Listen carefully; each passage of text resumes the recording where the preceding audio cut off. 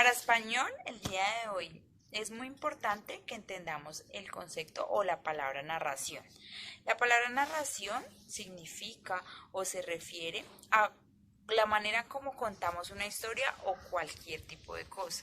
Narrar es decir con nuestras palabras, o si leemos una narración de otra persona con las palabras que intentó decir o descifrar esa persona, alguna historia, la que sea. Nosotros podemos narrar desde lo que pasa en nuestra vida cotidiana hasta un cuento de otra persona, hasta una historia que no fue nuestra, sino de pronto de nuestros papás, de nuestra profesora. Todo eso es narrar. A eso lo llamamos una narración. Lo que vamos a hacer el día de hoy es resolver las páginas que nos plantea la guía. Entonces se las voy a mostrar a continuación. Les voy a explicar a qué se refiere y cómo hacer cada uno de los puntos. En la página 137 dice: la narración es la manera que tenemos para contar una secuencia de sucesos que pueden ser reales o imaginarios. Esos sucesos o acciones son realizadas por unos personajes en un lugar y espacio. Cuando nosotros escuchamos una narración por parte de una persona, imaginamos esas acciones que nos relatan. Ese es uno de los objetivos de la narración, además de entretener e informar al emisor. El emisor en este caso pues es quien recibe el mensaje. Acá la guía nos está entonces contando pues a nivel general a qué se refiere la palabra narración, qué significa.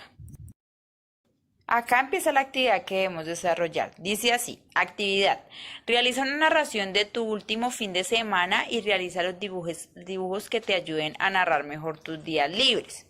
Esto puede ser de este fin de semana que empieza desde hoy, o puede ser del fin de semana pasado, según como ustedes pues lo quieran o lo crean mejor. Pues definitivamente todas las actividades que hemos hecho en casa son válidas y aquí las pueden narrar. Hay 3 espacios, entonces pueden ser como 3 cosas que ustedes hayan realizado el fin de semana. La idea es que ustedes la escriban en forma de narración. Eso quiere decir que como contándoselo a alguien más.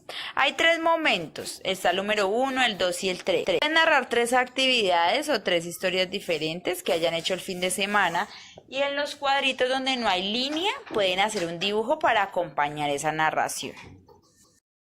Les voy a pedir que también realicemos la actividad de la página 138 y 139. En la 138 hay una narración. Es una historia que se llama La lluvia. Dice así: lee la siguiente narración y responde las preguntas que se realizarán.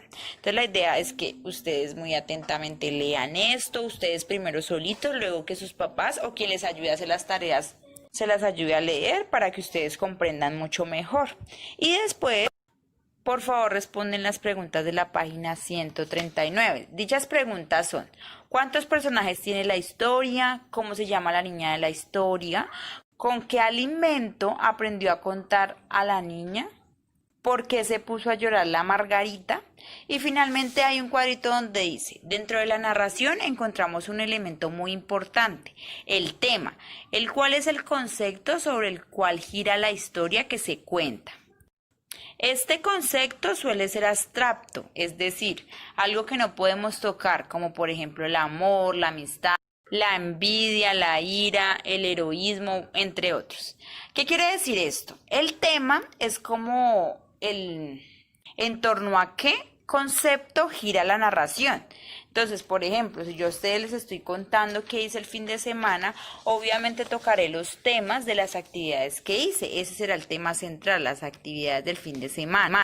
Todas las narraciones tienen un tema, giran en torno a un tema, una situación, algún concepto que se quiera decir, alguna palabra, alguna cosa que se quiera expresar.